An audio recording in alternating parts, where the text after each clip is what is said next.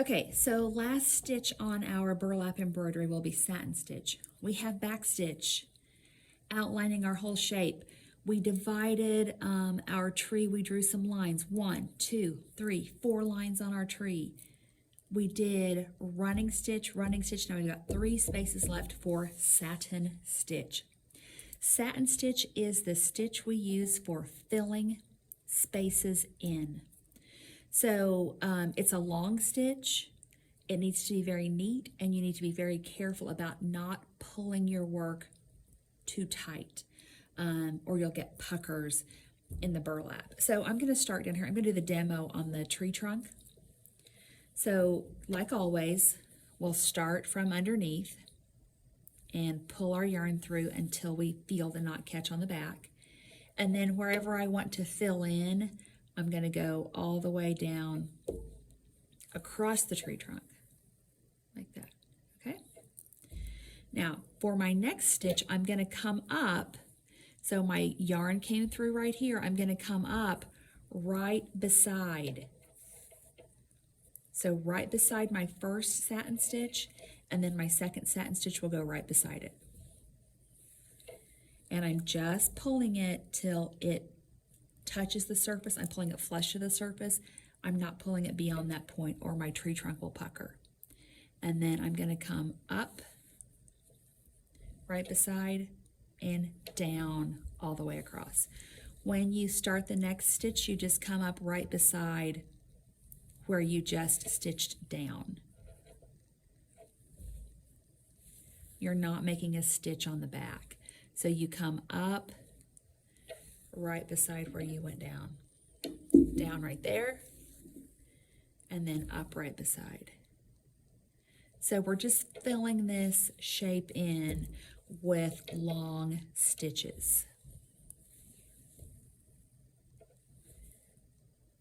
Satin stitches are longer than back stitch or running stitch. It's a fill-in stitch. I like to think of it as like using a marker to like fill in an area with big swipes of marker. So on the back, all you should see is just that little jump from one stitch to the next. You should not be seeing stitches on the back. So I just came out right there, so that means I'm going to come up right there.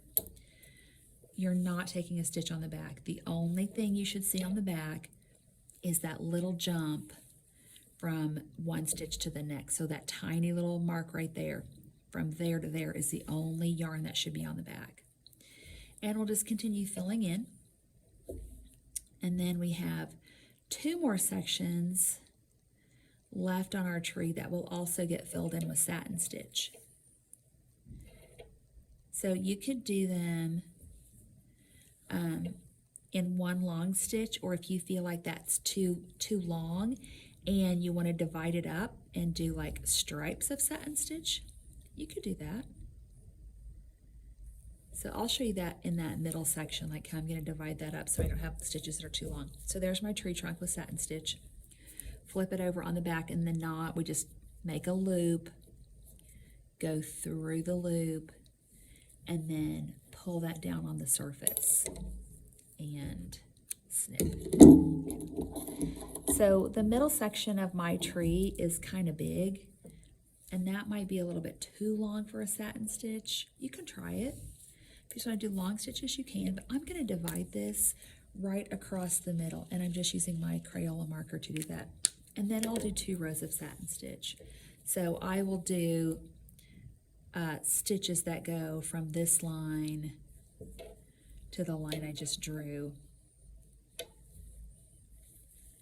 Got this little angle here to deal with, but I'm just going right up to my stitching line and then right down to my marker line. Coming right up beside the stitch I just made, and then back up to my back stitch line.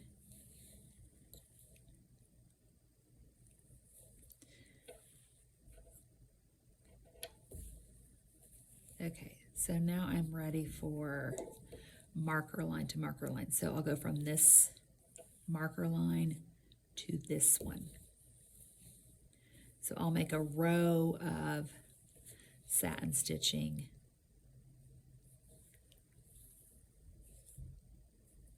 that fills this little section in.